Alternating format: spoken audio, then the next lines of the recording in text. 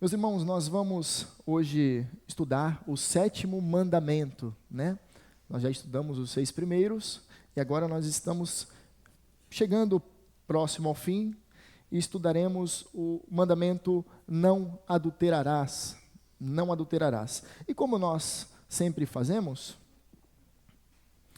nós temos a nossa programação. Eu gosto de sempre lembrar que eu gosto de mostrar aquilo que nós vamos estudar, né, o nosso plano de ensino, para que você saiba de onde nós estamos e para onde nós iremos.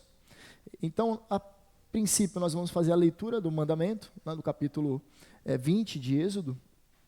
Depois nós vamos analisar o mandamento, mais especificamente aquilo que estava escrito nas tábuas, né?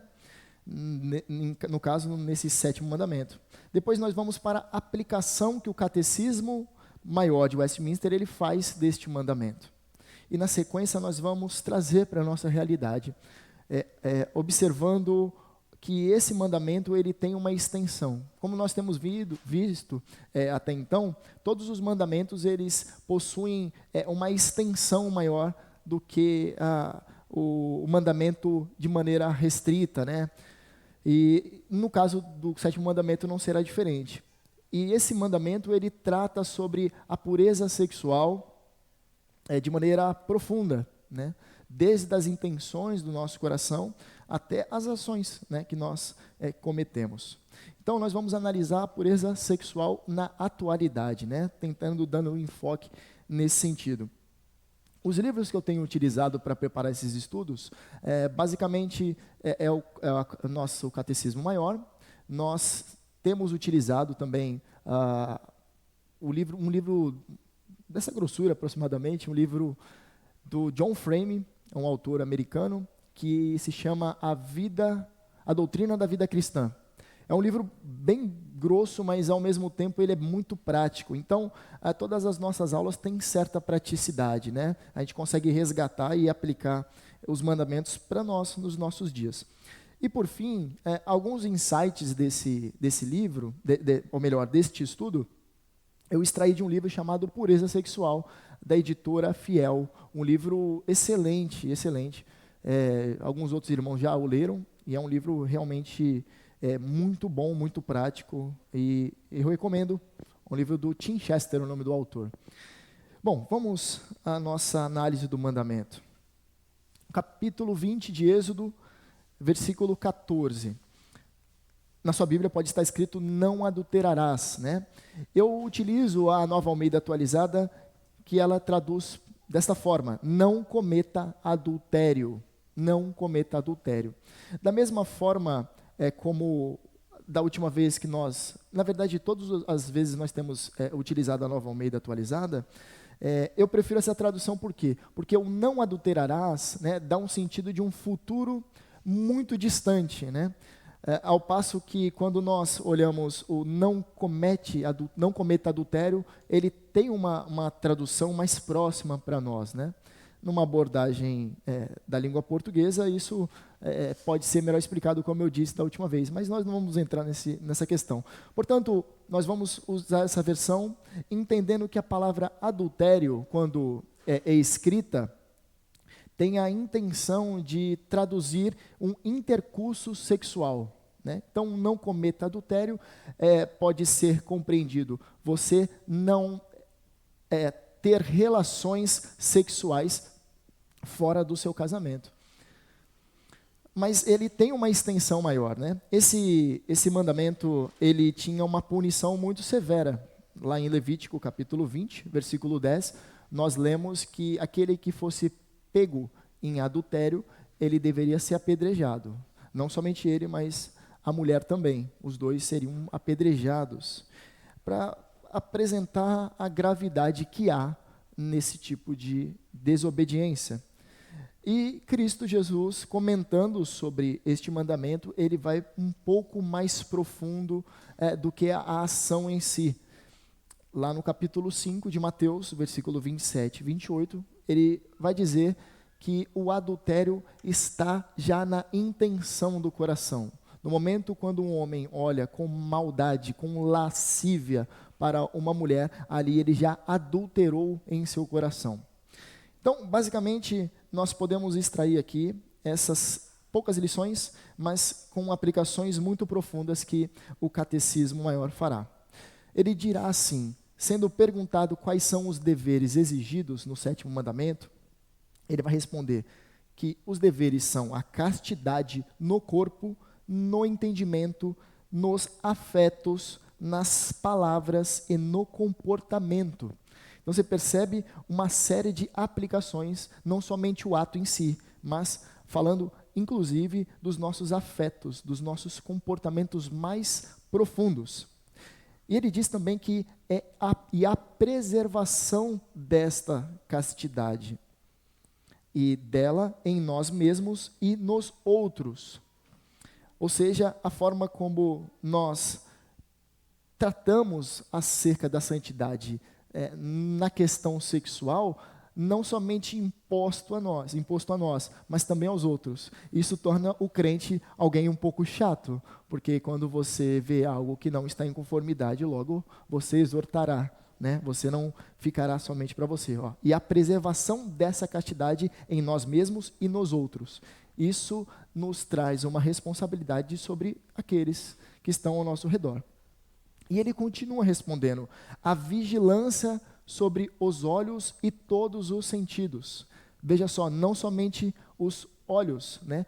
Nós sabemos que, inclusive, aromas, perfumes, eles têm a finalidade, em alguns casos, de despertar uma certa sexualidade, né? Então ele percebe sobre a vigilância, sobre os olhos e em todos os sentidos.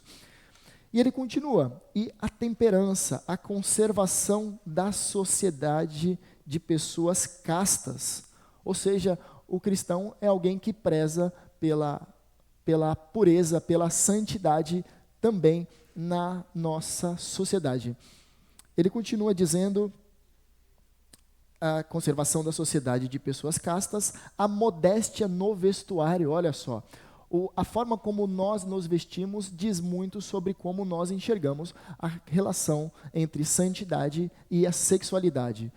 Quando você, por algum motivo, se veste de maneira a expor a sua sexualidade ou provocar algum tipo de estímulo em outra pessoa, está dizendo muito sobre como você enxerga a castidade, né?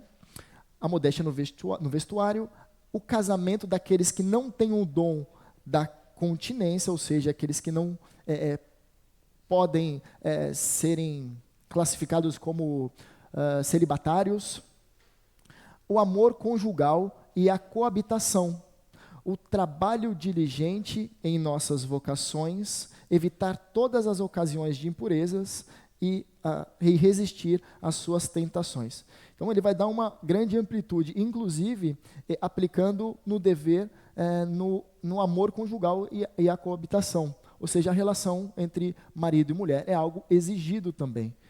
Uma vez que o seu cônjuge ele se encontra,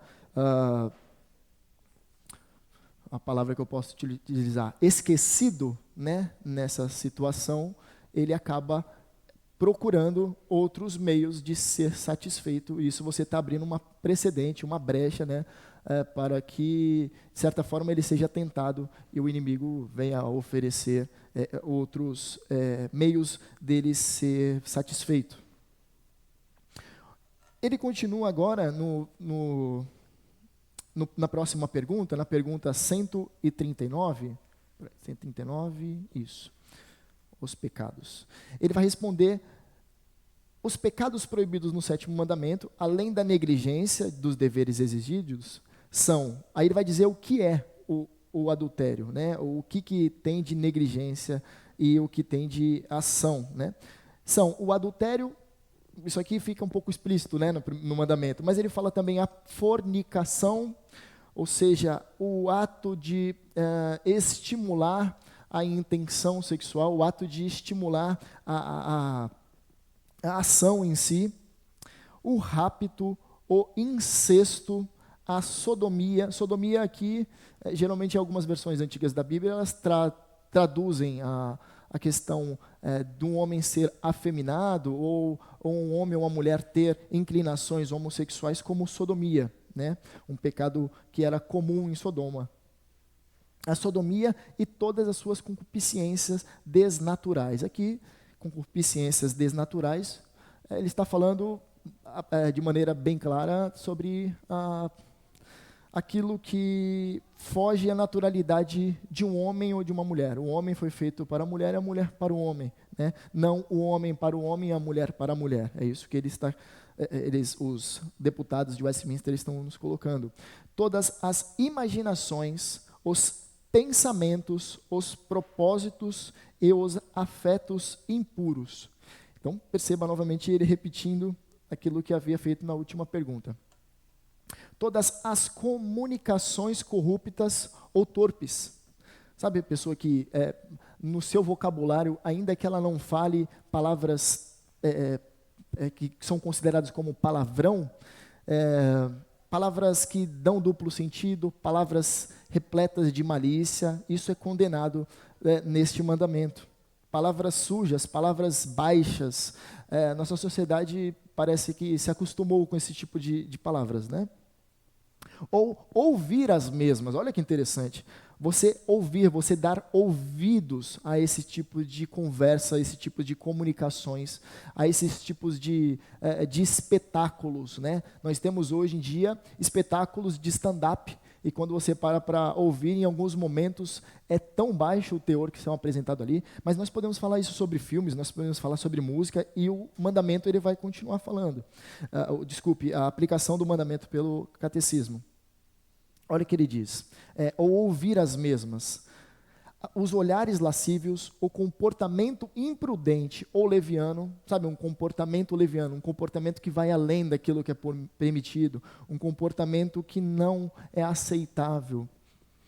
Ele segue, a proibição, o vestuário imodesto, novamente falando sobre a forma como nós vestimos, tem que passar prudência, deve passar pureza, tem que passar modéstia. Toda a forma como nós nos vestimos é a forma como nós comunicamos isso ao mundo, né?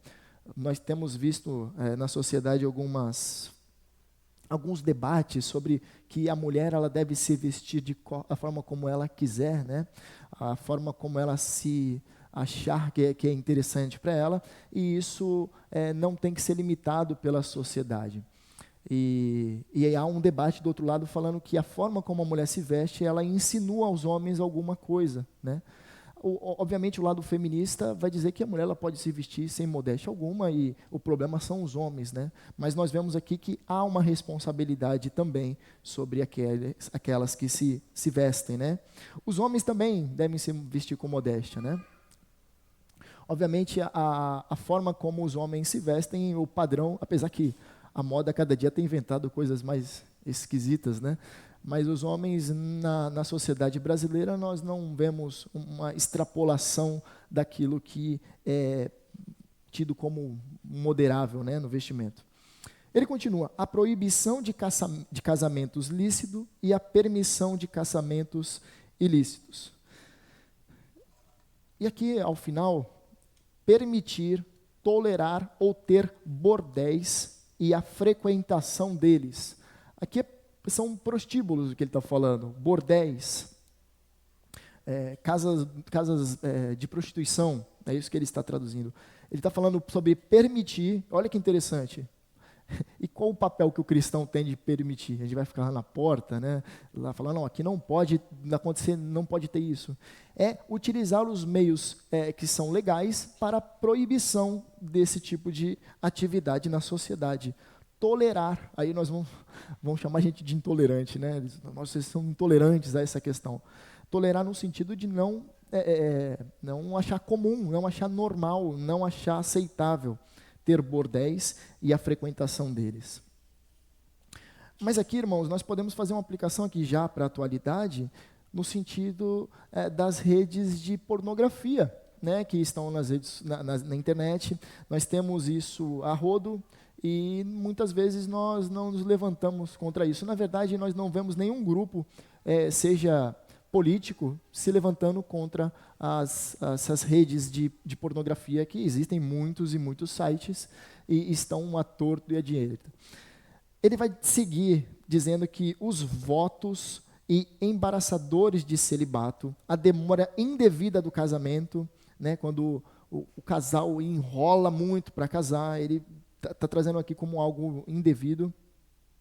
Ter mais de uma mulher ou mais de um marido ao mesmo tempo, o divórcio ou o abandono injusto. Todas essas coisas tratadas. O divórcio nós trabalhamos ano passado sobre a Confissão de Westminster, né, quando ela trata sobre o divórcio. Aqui o abandono injusto é no sentido do abandono do lar, né? Seja a deserção do homem ou da mulher, são enquadrados como algo proibido.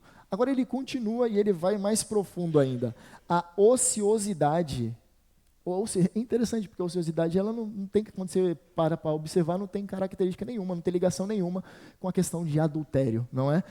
Mas a ociosidade aqui é condenada no sentido de que quanto mais você é ocioso, mais tem aquele famoso ditado que acho que resume bem isso: cabeça vazia, oficina do diabo, né? Então, quanto mais ociosidade e menos serviço, mais você abre precedentes, abre brechas para que você venha a cair em alguma tentação.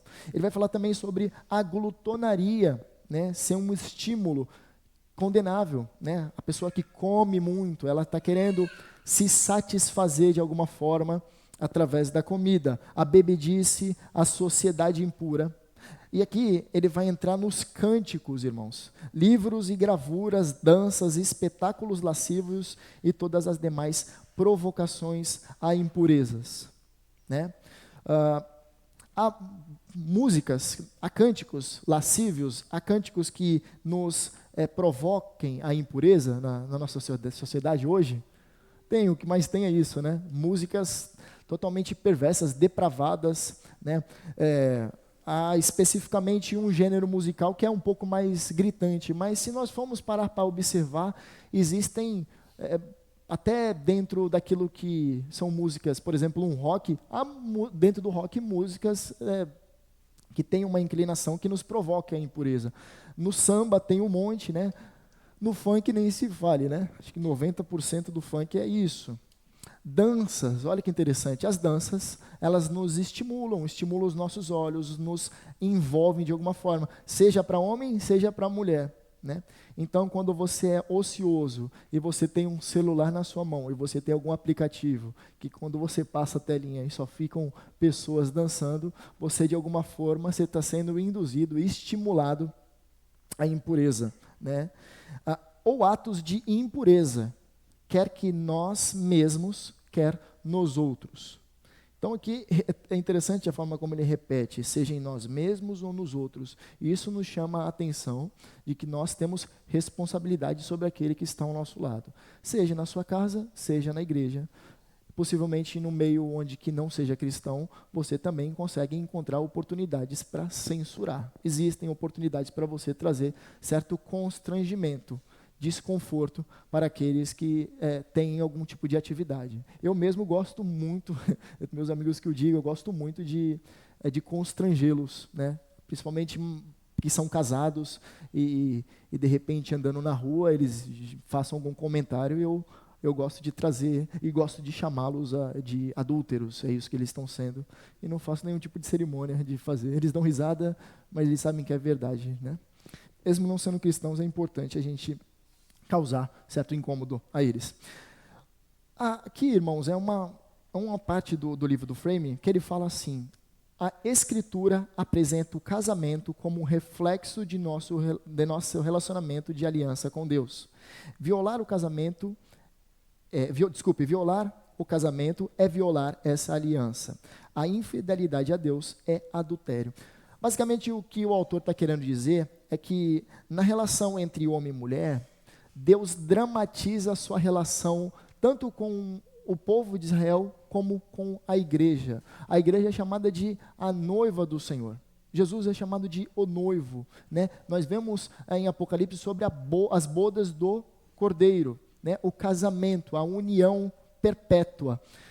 Então, de maneira aplicável, nós, por exemplo, lemos em Efésios, Paulo tratando sobre essa questão, que o marido deve amar a sua esposa como Cristo amou a igreja. Ele está usando aqui uma forma de tipologia, uma forma de exemplificar, de ilustrar.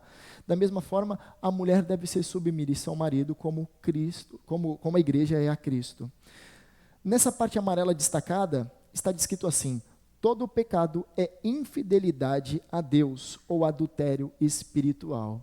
Ou seja, se você faz parte do corpo de Cristo, se você é um cristão regenerado, você é salvo, tem certeza da sua salvação, e em um dado momento você flerta ou você mesmo comete algum pecado de maneira intencional, de maneira programática, você está cometendo um adultério espiritual. Você está negando aquele que é o amado da sua alma e você está abraçando, está se relacionando com falsos deuses ou até com demônios, né, induzindo a você a fazer.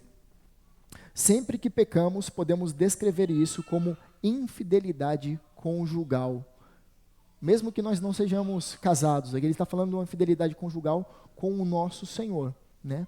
Então nós temos uma relação com Deus e devemos encarar isso, todas as formas como nós nos relacionamos com as nossas atividades, lembrando que nós temos um Senhor, nós devemos a alguém uma fidelidade, nós devemos a alguém um cumprimento, honrar esse que é o nosso Deus. Né? Então todo pecado é infidelidade a Deus ou adultério espiritual. Grave isso, talvez isso aqui seja o eixo principal da nossa aula. Todo pecado é infidelidade a Deus ou adultério espiritual.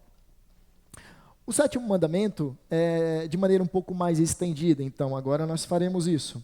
Ela trata sobre a pureza sexual. Olha só, Deus colocou esse desejo, qual desejo? O desejo sexual que todos nós temos. Algumas pessoas não terão, algumas pessoas não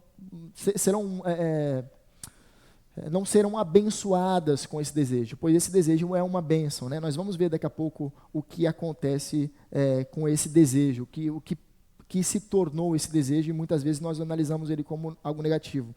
Deus colocou esse desejo em nós, desejo sexual, em nós como uma motivação para o casamento. Ele colocou para algo, há um propósito, aponta para algo, ou seja, para o casamento e para o quê? A reprodução. Né?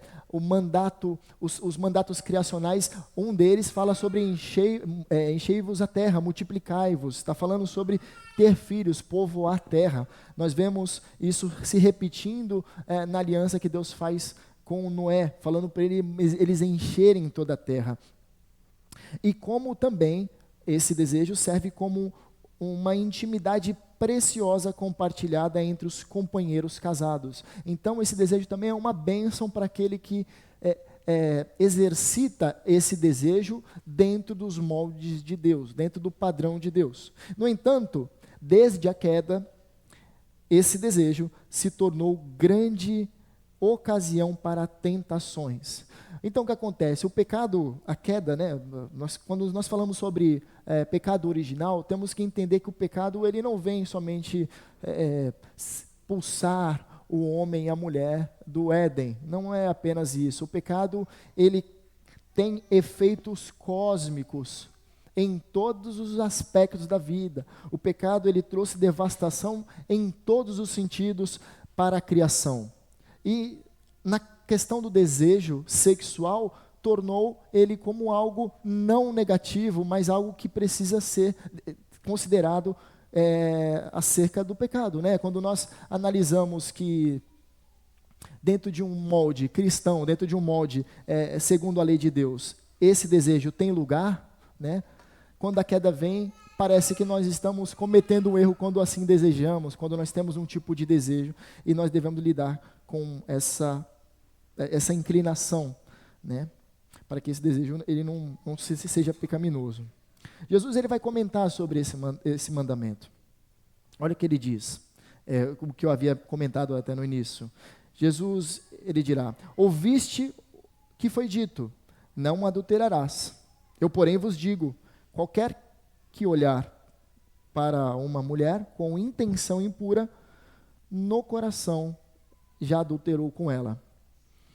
Quero mais um slide aqui, porque é interessante como Jesus ele vai na cerne da questão, ele vai no coração, né? Olha só que interessante. O assassinato, ele advém da onde? Da ira, né? Nós vimos o não matarás, ele pode ser melhor entendido como não assassinarás, como não matar de maneira premeditada, né? Então, há aqui uma maquinação, aqui está faltando a palavra, um empenho intencional de cometer aquilo ali. O adultério, então, ele advém não da ira, mas da luxúria. Nós vamos ver o que significa luxúria. Deus se importa não apenas com as ações de assassinato, mas também do adultério, mas também com motivos que levam a essas ações. Que tem um C ali, né? Era para ser um E, acho que eu digitei rápido. Quem deseja agradar a Deus precisa lidar com a condição do seu coração, não apenas com as ações. Eu quero fazer uma distinção sobre o que não é luxúria. Primeiro, luxúria não é o desejo sexual como tal. Como nós dissemos, como nós vimos, aliás, o desejo sexual é algo bom, é uma bênção, mas tem um propósito. Então, a luxúria não é o desejo sexual. A luxúria não é um reconhecimento geral de atratividade sexual de outra pessoa, de forma alguma. Nem é parte da luxúria simplesmente ver ou imaginar relacionamentos sexuais, embora há grande perigo nisso. E por último, não devemos confundir luxúria com tentação. Tentação, todos são tentados. Ao final nós vamos assistir um vídeo que responde se Cristo Jesus ele foi tentado nessa área, né? Então nós não devemos de forma alguma confundir luxúria com tentação. Mas o que é então a luxúria? É especificamente o desejo de se envolver em atos sexuais que são contrários à lei de Deus. Essa é a linha que não deve ser ultrapassada. Quando o homem, por exemplo, pensa sobre a atratividade sexual de uma mulher, que lhe é proibida, ele, em geral, escorrega além do limite em que sua atitude se torna uma intenção impura. Essa intenção impura não é necessariamente uma decisão de cometer um pecado sexual. O homem pode estar longe disso. Agora, a luxúria é um desejo, não uma decisão real. Mas a luxúria em si é errada, mesmo se a decisão nunca for tomada. Então, a forma como você encara um envolvimento com uma outra pessoa, e aqui dentro do contexto sexual, isso deve ser muito cauteloso. Como ele diz aqui, embora você ver ou imaginar essa relação não é algo pecaminoso em si, mas ele contém um grande perigo, né? Mas quando nós vemos essa questão aqui, geralmente está associada ao homem, né? É curioso, porque Jesus ele vai utilizar o exemplo do homem. O homem quando olha, o homem quando ele observa uma mulher. Mas isso não exime de forma alguma as mulheres também, né? São colocados sempre os homens e parece que a aplicação é apenas para os homens. Há uma máxima, né, muito tratada, de que os homens eles são atraídos pelo olhar, enquanto as mulheres elas são atraídas pela presença ou pela forma como são tratadas. Em certa medida isso é verdade, mas as mulheres também elas são atraídas pelo olhar, né? Não é à toa que a mulher ela olha para a mulher, digo a Eva, ela vai olhar para o fruto e vai ver que aquilo era bom. Ela foi tentada pelo olhar, ela desejou aquilo ali. Então as mulheres elas não são cegas, né? Elas têm também olhos que enxergam. É interessante que Jesus vai falar que se os olhos forem maus, todo o corpo será mau. A forma como nós olhamos as coisas, como nós observamos e até desejamos as coisas, diz muito sobre aquilo que está em nosso coração. Voltando sobre a questão homens e mulheres, eu queria trazer alguns dados aqui. De acordo com a pesquisa realizada pelo Benditas Blog, do Invisible College, 59,17, quase 60% das mulheres que foram entrevistadas e eram cristãs, inclusive no Brasil, já fizeram uso de material pornográfico. E quase 7% fazem o uso eventual. Então você percebe que a questão, e aqui, irmãos, quando nós tratamos sobre pureza sexual, ela abre demais. Nós podemos falar sobre poligamia, nós podemos falar sobre incesto, nós podemos falar sobre homossexualidade. Tem muito para a gente trabalhar aqui, né? Eu estou tentando ser bem restrito e aqui tentando trabalhar a série do mandamento, né? Eu estou aplicando esta questão aqui da pornografia, pois a pornografia é um mal na sociedade e a igreja não está livre disso, né? Esse livro sobre pureza sexual do Tim Chester vai trabalhar sobre essa questão, né? E ele dá algumas ferramentas ao final, como isso deve ser trabalhado no seio da igreja. A continuação aqui, poxa, Mise, eu nem orei, tá vendo? Caramba, que bênção. Parece que eu comi uma pedra de sal aqui. Deixa eu beber uma água, dá licença, irmãos. Continuando nessa pesquisa, o estudo também diz que 31% das mulheres nunca fez uso desse conteúdo e 2,9% preferem não responder. Então, irmãos, aqui é um mal real, né? E temos diante de nós. E penso que o envolvimento com a tecnologia e com as telas tem permitido que isso tenha sido mais frequente, mais agressivo sobre nós. Antigamente, um homem ou uma mulher que quisesse ter acesso a um conteúdo pornográfico teria que passar pela vergonha de ter uma banca e adquirir esse conteúdo, esse material. Ou então teriam que ir na locadora, né? Não sei se vocês é da época de locadora, de VHS ou dos DVDs, que tinha uma salinha lá no canto lá, e os homens entravam ali, tinham que passar por esse constrangimento para ter acesso ao conteúdo pornográfico. Hoje em dia, até as crianças possuem celulares, né? Está ao nosso alcance e isso é um mal real. Bom, cuidado em nossa época com as provocações à impureza ou atos de impureza. Primeiro, redes sociais, irmãos. Quando nós vemos agora sobre ociosidade, nós podemos linkar isso aqui.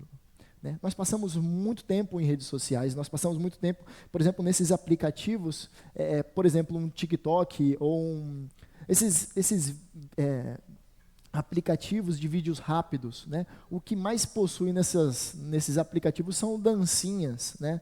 Dancinhas provocantes, né? As músicas, aqui eu coloquei por fim, músicas também nos geram estímulos, nos fazem pensar, enche a nossa mente daquilo que não vem do alto, e nós somos chamados a encher a nossa mente daquilo que vem do alto. Nós devemos saturar a nossa mente, os nossos corações com a palavra de Deus, né?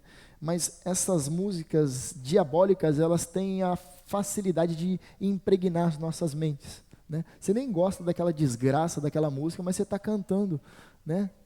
Você a ouve e passou um carro e você ficou com aquele refrão maldito no seu ouvido, aí você fica, e aquilo ali é um mantra, parece, né? E você vai para sua casa e de repente você se vê cantando no banheiro aquela desgraça daquela música, né? Tomando banho e cantando, e as músicas hoje são realmente terríveis.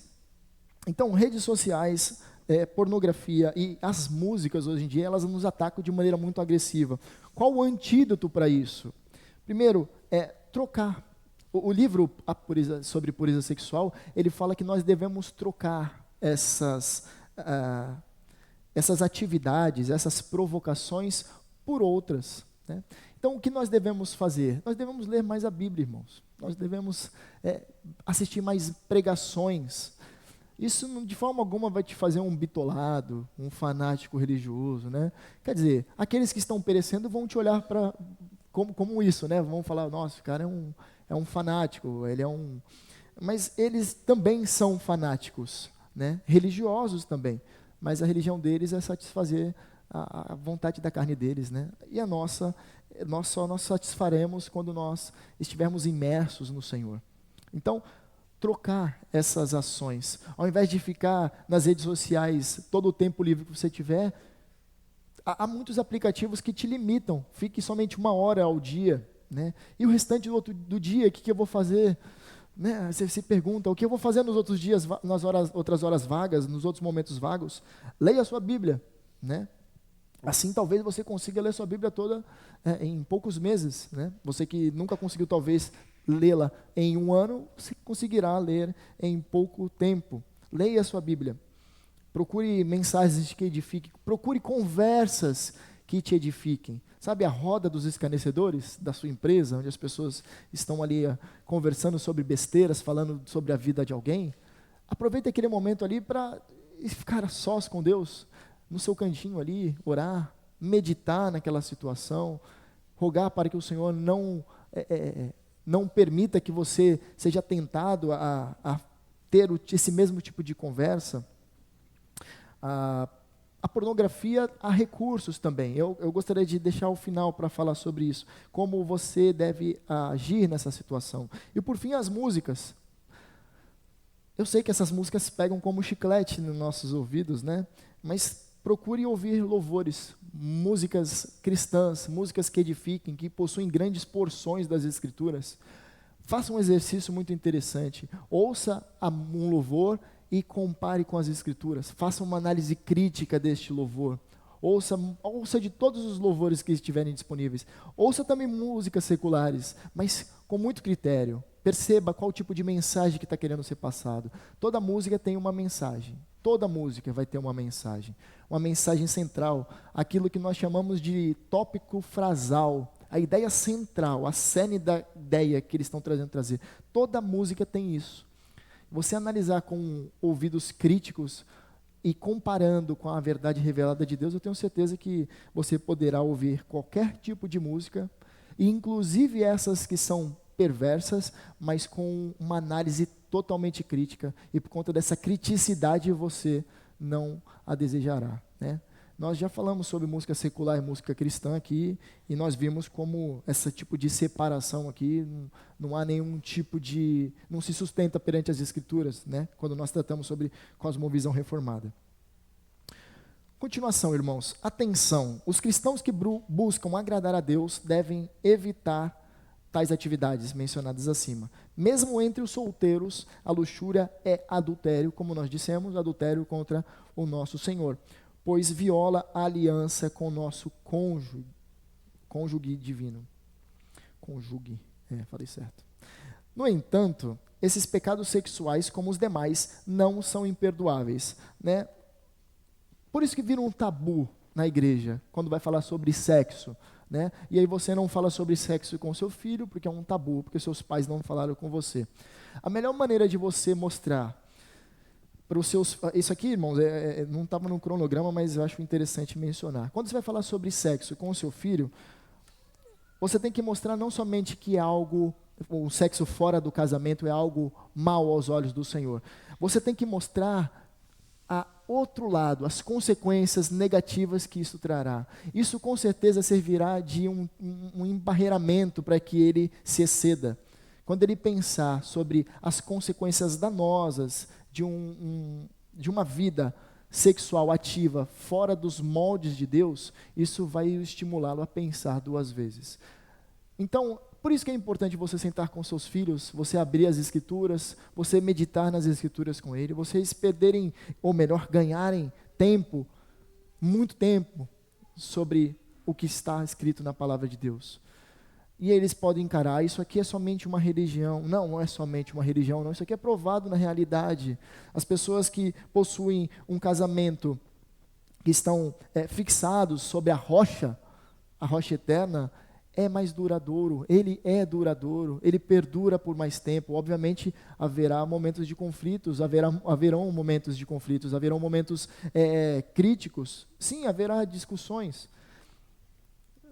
mas é o pé da cruz que os casamentos devem estar, né? Você mostrando aos seus filhos como que se você tem lidado com o proceder, com a forma como você tem sido obediente à palavra de Deus, eu tenho certeza que os seus filhos eles vão extrair muito mais do que você somente ler ou somente falar que isso é errado ou não. Mostre as consequências danosas e mostre também os benefícios. Com certeza isso estimulará a eles. Mas aqui ele vai falar que o pecado sexual não é um pecado imperdoável. Porque, assim como os demais não são imperdoáveis, está escrito aqui. O único pecado que é imperdoável é a blasfêmia contra o Espírito Santo, né? E não é você xingar o Espírito Santo em seu tempo de ignorância, não é isso aqui que ele está falando. Blasfêmia contra o Espírito Santo é você rejeitar a pregação. Quem é o principal evangelizador? Qual é o principal... quem é que vem para abrir os olhos? É o Espírito Santo. É o Espírito Santo que convence. É o Espírito Santo que escancara os nossos olhos para a verdade. É Ele que tira a venda dos nossos olhos. Blasfema contra o Espírito Santo é você não receber a Cristo. Aí é um pecado imperdoável. É isso, né? Mas não há pecados imperdoáveis, inclusive os pecados sexuais. Olha só que belo o que Oséias vai escrever. Depois de falar muito sobre adultério espiritual de Israel, Deus promete aceitá-los de volta. Diz assim o Senhor: curarei a sua infidelidade. Essa palavra aqui é para a gente, irmãos. Curarei a sua infidelidade. Eu, de mim mesmo, os amarei, porque a minha ira se apartou deles. Serei para Israel como orvalho, ele florescerá como lírio e lançará as suas raízes como cedro do Líbano. Leia agora: serei para a igreja, pois o Israel é a igreja do Senhor, prefigurado no Antigo Testamento. Serei para a igreja como orvalho, e ela florescerá como lírio, florescerá, desabrochará, terá vigor e lançará suas raízes como o cedro do Líbano, com profundidade. Estender-se-ão os seus ramos, ou seja, se desenvolverá. O seu esplendor será como o da oliveira, e a sua fragrância como a do Líbano. Os que se assentam de novo à sombra voltarão. Olha o que ele está dizendo, que nos trará de volta, mesmo apesar dos nossos pecados. Serão vivificados como o cereal e florescerão como a vide. A sua fama será como do vinho do Líbano. Ele está trazendo aqui exemplos de vigor, exemplos de coisas que ele está trazendo sobre alimento, sobre cereal, sobre vide, que é a videira. Ele está falando sobre vinho, ele está falando sobre aquilo que é bom, aquilo que é aceitável, aquilo que não é repugnante. Ele está trazendo a ideia de que nós seremos revigorados nele, ele nos limpará. O que Jesus vai falar sobre isso? Olha que maravilhoso. Por meio de Cristo, Deus realiza o milagre de restaurar nossa virgindade. 1 Coríntios nos diz que nós seremos apresentados como alguém casto, puro, sem máculas. É isso que nós somos chamados a se tornar por meio de Cristo Jesus. Cristo amou sua igreja e se deu por ela. Olha o que está escrito: para que a santificasse, tendo-a purificado por meio da lavagem de água pela palavra, para apresentar a si mesmo, igreja gloriosa, sem mácula, sem ruga, nem coisa semelhante, porém santo e sem defeito. Isso aqui é maravilhoso. Se você vem num contexto onde você se sentiu usado, ou mesmo você foi aquele que usou alguém, Cristo nos dá perdão. Ele nos apresenta de forma como uma noiva sem mácula diante do nosso Deus. Nós somos lavados, purificados de todo pecado. Mas eu gostaria de trazer algumas recomendações ao final. Eu gostaria que você fizesse um exercício de reflexão. Você identificasse se há áreas da sua vida que precisam de mudança. Essa identificação é importantíssima, né? Não vai ser outra pessoa que vai identificar. Possa ser que isso aconteça, mas é importante que você faça um autoexame. Só o Senhor te conhece no mais íntimo. Depois de identificar, confesse, irmãos. Não precisa confessar para um irmão que está ao seu lado. Confesse ao Senhor. Rogue a Ele o perdão. Arrependa-se.